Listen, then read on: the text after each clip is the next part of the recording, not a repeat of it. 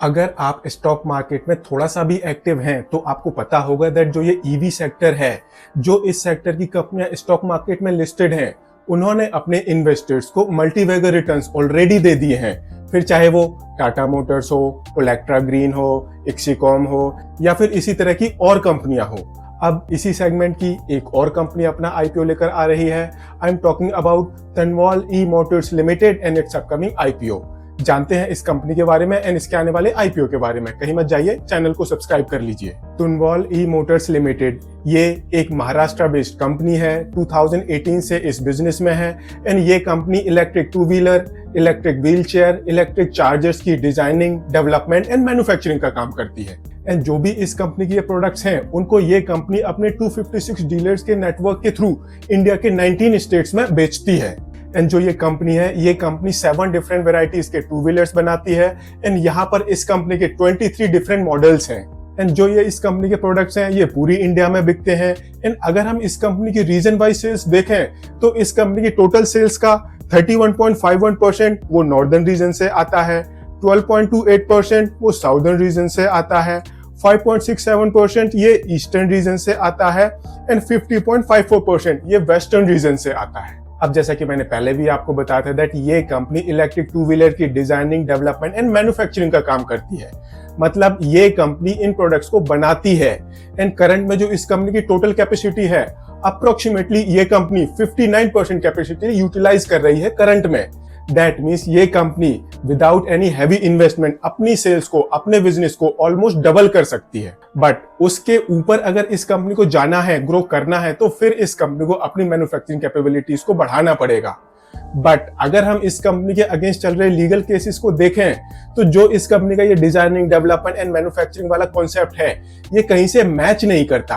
तो जो इस कंपनी के अगेंस्ट लीगल केसेस चल रहे हैं, अगर हम उनको ध्यान से देखते हैं तो वो कुछ इस तरह से हैं। आई मीन ये कंपनी आउटसाइड इंडिया से इलेक्ट्रिक टू व्हीलर्स के पार्ट्स को इंपोर्ट करती है, यहाँ पर उनकी असेंबली करती है एंड बाद में ये कंपनी अपने प्रोडक्ट्स को अपने कस्टमर्स को बेच देती है। एंड ऐसा नॉर्मली हमें इस तरह की कंपनीज में देखने को मिलता है। बिकॉज सी, अगर आप आउटसाइड इंडिया से एक कंप्लीटली बिल्ट यूनिट मंगाओगे तो उसके ऊपर कस्टम ड्यूटी बहुत ज्यादा होती है। बट अगर आप उसी मॉडल को डिफरेंट पार्ट्स में इंपोर्ट करके इंडिया में असेंबल करोगे तो यहाँ पर आप काफी ज्यादा कस्टम ड्यूटी बचा लेते हो। एंड काफी सारी जो कंपनियां हैं वो यही करती हैं, इंडिया के बाहर से वो पार्ट्स को इंपोर्ट करती हैं, इंडिया में असेंबली करती हैं एंड देन उसके बाद इसको बेच देती हैं।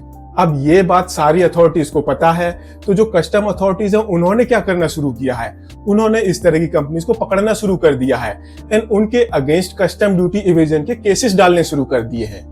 एंड अगर हम इस कंपनी के अगेंस्ट चल रहे कस्टम से रिलेटेड केसेस को देखेंगे तो वहां पर अमाउंट बहुत बड़ा है। आई मीन बहुत बड़ा, वो इतना बड़ा अमाउंट है दैट अगर वो डिमांड क्रिस्टलाइज होती है तो ये कंपनी एक किस्म से बैंकक्रप्ट हो सकती है। सो कंपनी का बिजनेस मॉडल तो बहुत बढ़िया है।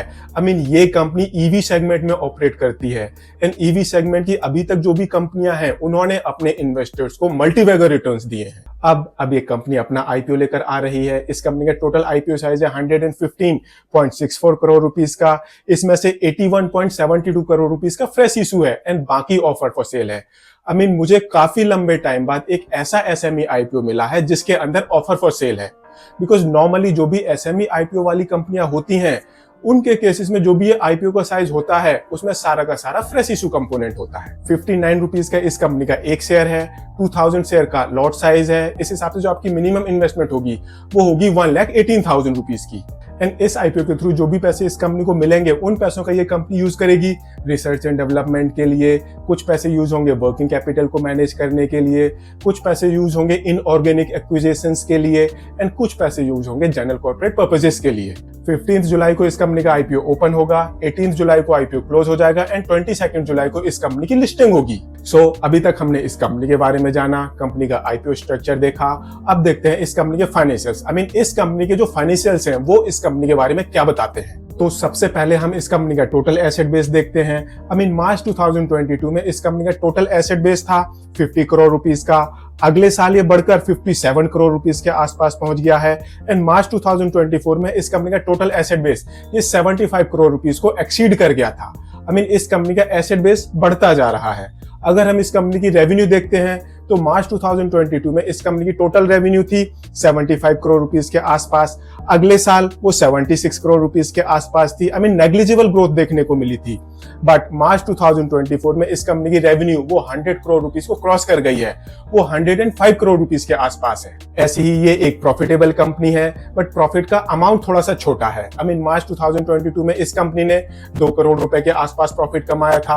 अगले साल इस कंपनी का जो प्रॉफिट था वो थोड़ा सा बढ़कर ऑलमोस्ट 4 करोड़ रुपए के आसपास पहुंच गया था। एंड मार्च 2024 में इस कंपनी का टोटल प्रॉफिट वो 12 करोड़ रुपए के आसपास था। ऐसे ही अगर हम इस कंपनी के मार्जिन्स की बात करें तो ये कंपनी अप्रोक्सीमेटली 17% के इबिटा मार्जिन्स पर ऑपरेट कर रही है, 11.29% के पैट मार्जिन्स पर ऑपरेट कर रही है, 57% से ज्यादा की इस कंपनी की रिटर्न ऑन इक्विटी है एंड ऑलमोस्ट 60% के आसपास इस कंपनी की रिटर्न ऑन कैपिटल एम्प्लॉयड है। अब जो भी इस तरह का बिजनेस होता है, आप खुद देखो, आपने अगर लास्ट टाइम कोई गाड़ी परचेस करी होगी तो जब भी आप डीलरशिप में जाते हो तो डीलरशिप आपसे पहले पूरे पैसे ले लेती है, उसके बाद आपको सामान देती है।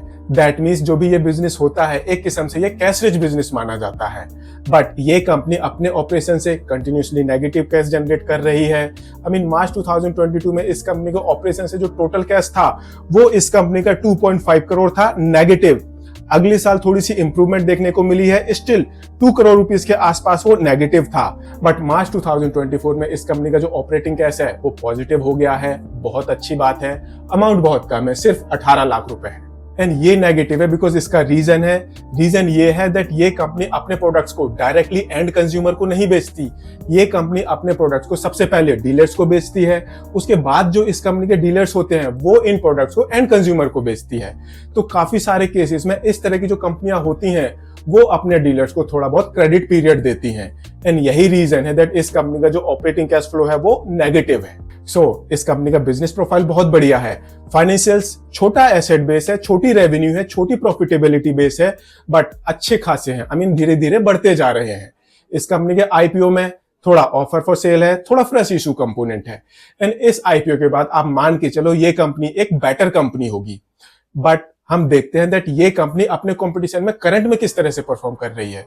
तो मैं आपको बता दूं दैट करंट में ये सेगमेंट ऑलरेडी एक पॉपुलेटेड सेगमेंट है। इंडिया के अंदर जितने भी फेमस टू व्हीलर मैन्युफैक्चरर्स हैं या तो उन्होंने अपने ईवी ऑलरेडी लॉन्च कर दिए हैं या फिर लॉन्च करने वाले हैं, पाइपलाइंस में हैं। एंड इस कंपनी के साथ थोड़ी सी प्रॉब्लमेटिक बात क्या है? प्रॉब्लमेटिक बात ये है दैट ये कंपनी काफी छोटी कंपनी है। ये कंपनी कहीं से भी बजाज मोटर्स, होंडा, यामा, टीवीएस मोटर जैसी कंपनी के साथ compete नहीं कर सकती। एंड इसी पैटर्न पे और भी काफी सारी ईवी कंपनियां मार्केट में आ चुकी हैं जो कि इस कंपनी से काफी बड़ी कंपनी है। तो बेसिकली ये कंपनी एक पूरे ईवी के इकोसिस्टम में काफी छोटी कंपनी है। तो अगर ये कंपनी ग्रो करी तो बहुत बड़ी कंपनी बन सकती है या फिर ये कंपनी एकदम से बंद भी हो सकती है। तीसरा ऑप्शन ये है दैट कोई ईवी मैन्युफैक्चरर इसको अक्वायर कर ले।